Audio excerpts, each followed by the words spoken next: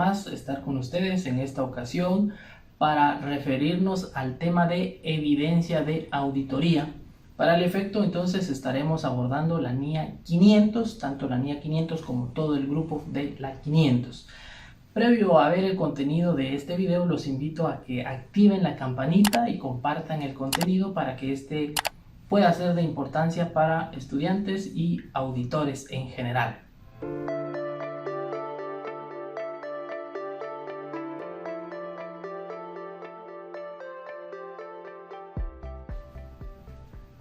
Cuando hablamos de evidencia de auditoría, tenemos que referirnos entonces al concepto de evidencia. Para el efecto nos vamos a observar el párrafo 5, inciso C de esta mencionada norma internacional de auditoría, y a efectos de la misma se dice que la evidencia de auditoría es la información utilizada por el auditor para alcanzar sus conclusiones en las que basa su opinión de auditoría.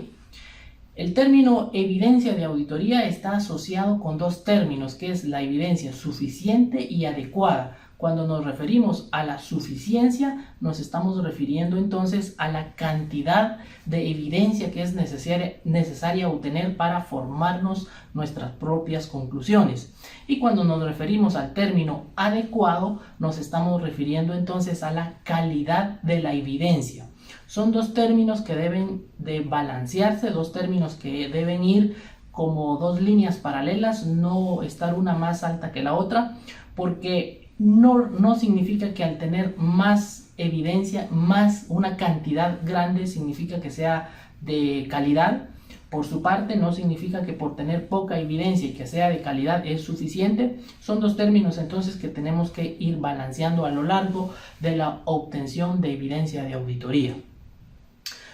Las fuentes de donde nosotros obtenemos evidencia de auditoría, bueno, con frecuencia el auditor diseña sus propios procedimientos de auditoría en donde va a alcanzar esas conclusiones. Estos procedimientos de auditoría son diseñados en la fase de planeación. Recuerden que la auditoría pues tiene varias fases. Una de ellas es la planeación o planificación, mediante la cual nosotros identificamos riesgos, valoramos esos riesgos y respondemos a los mismos según NIA 330. Responder a un riesgo valorado significa diseñar los procedimientos que nosotros vamos a hacer para obtener evidencia. Entonces, esos son los procedimientos que nosotros diseñamos para obtener esa evidencia. Por su parte, también existe la evidencia que viene de fuentes externas, fuera de la compañía, fuera de la contabilidad, y también el auditor en la fase de planeación ha decidido obtener ese tipo de evidencia, ¿verdad?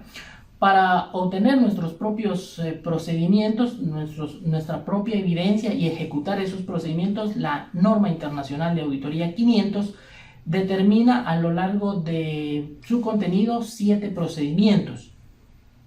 Primero, observación. La observación es el procedimiento mediante el cual el auditor va a observar un procedimiento a cabo llevado por la propia compañía. ¿Cuál sería un ejemplo? Los inventarios, la toma de los inventarios, donde el auditor observa el procedimiento que la compañía está llevando a cabo y de esa manera confiar si el mismo es adecuado, es confiable, y de esa manera pues observa y concluye sobre no solo sobre la existencia, sino la observación del procedimiento que se llevó a cabo. Inspección es un procedimiento de auditoría mediante el cual el auditor, como su nombre lo indica, inspecciona la documentación, los cheques, las facturas, los contratos, las transferencias, las nóminas, todos los registros contables que forman parte de los estados financieros. El auditor los inspecciona y de esa manera realiza sus pruebas de auditoría, que regularmente esa es una prueba de detalle, o pues también la puede combinar con una prueba analítica. Confirmaciones. Es un procedimiento de auditoría mediante el cual el auditor decide confirmar y obtener evidencia a través de la confirmación de un tercero, en donde le pide que confirme un saldo, le pide que confirme la transacción ocurrida, las transacciones ocurridas durante un periodo determinado.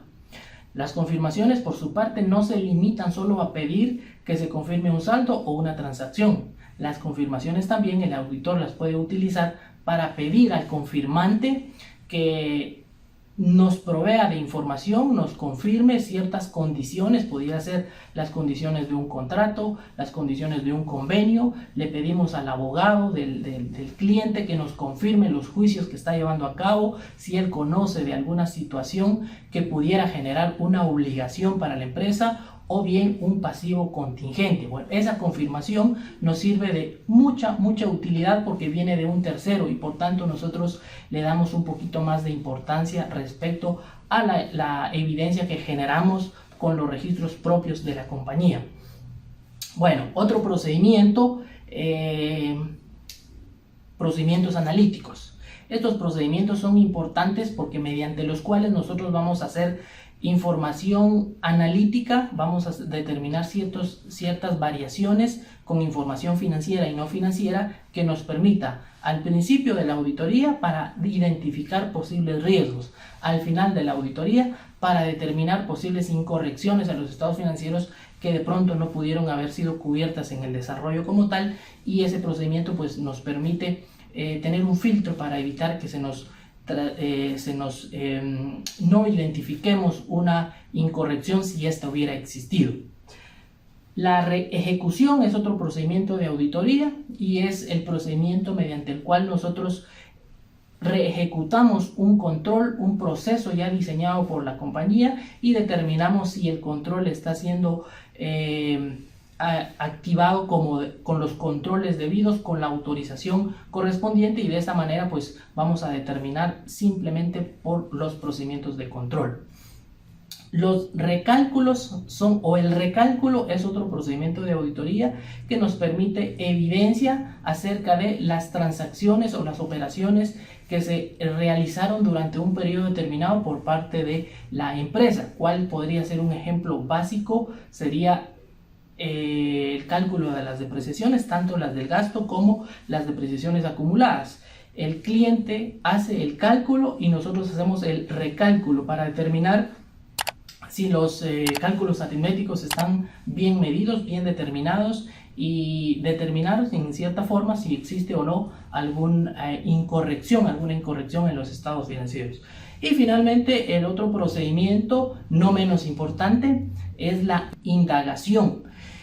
Este procedimiento de auditoría nos permite ir a indagar, ir a preguntar con las personas debidamente informados. Eso es básico, y no ir a preguntar a cualquier persona, sino tenemos que ir con la persona adecuada para obtener evidencia de auditoría acerca de alguna manifestación que nos hagan de forma verbal.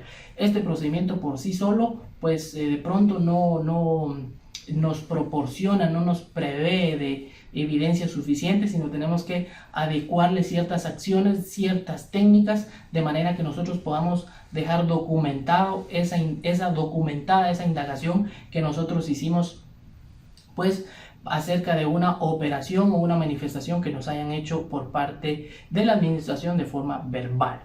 Bueno, estos procedimientos de auditoría asociados con una o varias técnicas de auditoría en general constituyen la evidencia que nosotros vamos a obtener y de esa manera estar en condiciones de emitir una opinión sobre los estados financieros.